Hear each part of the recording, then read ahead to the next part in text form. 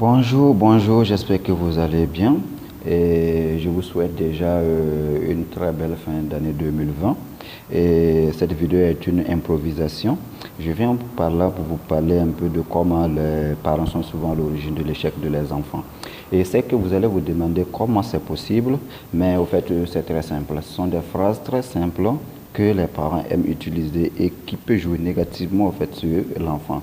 Vous allez voir, chaque parent qui met son enfant à l'école cherche à ce qu'un jour l'enfant puisse au fait avoir un bureau pour s'asseoir. Parce qu'ils ont cette image-là du fonctionnaire qui est toujours joliment habillé, qui a des motos, voitures, qui a une belle maison.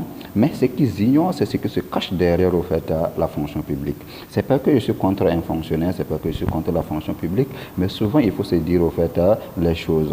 Souvent je côtoie certains fonctionnaires et je vois que souvent la vie c'est pas facile.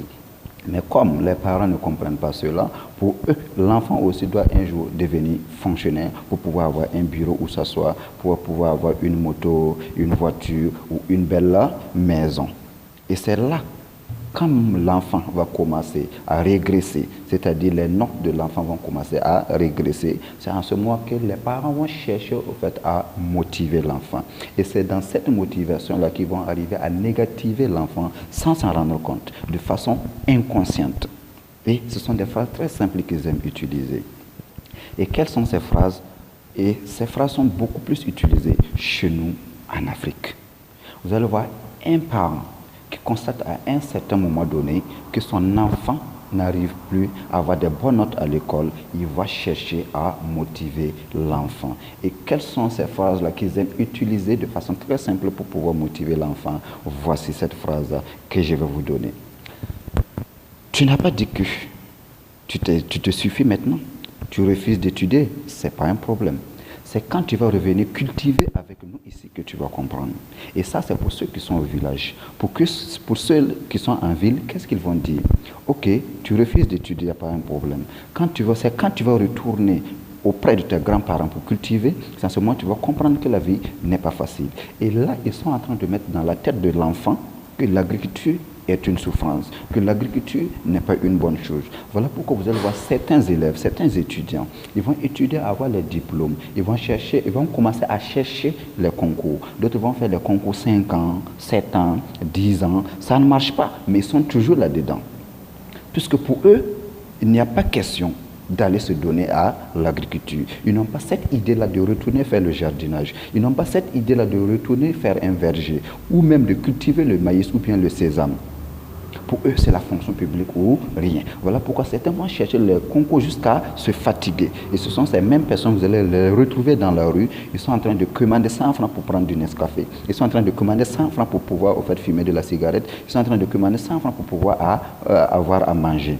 Et c'est vraiment désolant. C'est vraiment désolant. Je vous dis, chers parents, évitez d'utiliser ces phrases-là. Pour vous, vous êtes en train de motiver votre enfant. Et pourtant, de façon inconsciente, vous êtes en train de mettre de négativité dans leur tête. Donc ça veut dire qu'ils n'auront plus envie de cultiver, puisque pour eux, l'agriculture est une souffrance. Donc je vous en supplie, essayez d'amener vos enfants à aimer l'agriculture, à avoir l'amour de la terre. Puisque s'il y a quelque chose qui ne manque pas dans cette vie, c'est la terre. Tu as sémé du maïs, tu vas récolter du maïs. Tu as sémé de l'haricot, tu vas récolter de l'haricot. Ce que la terre ne peut pas faire pour l'être humain, c'est de vouloir sémer du maïs et vouloir récolter de l'haricot. Ça, la terre ne peut pas le faire.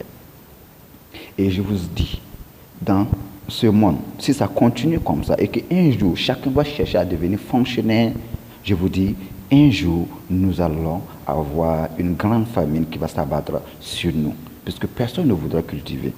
Et tant qu'on ne cultive pas, il n'y aura pas à manger. Et en ce moment, quelles qu'en soient tes recherches, quels qu'en soient tes biens que tu as, tant qu'il n'y a pas à manger, tout ça, ça ne sert à rien, puisqu'on ne peut pas manger une voiture, on ne peut pas manger une maison, ni l'argent. Alors, je vous dis, arrêtez d'utiliser ces phrases-là.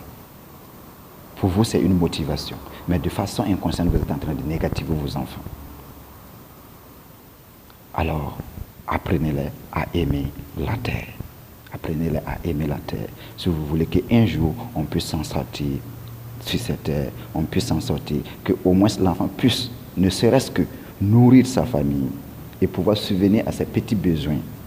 à aimer l'agriculture. Même s'il n'a pas réussi à l'école, au moins au niveau de l'agriculture, il pourra subvenir à ses besoins.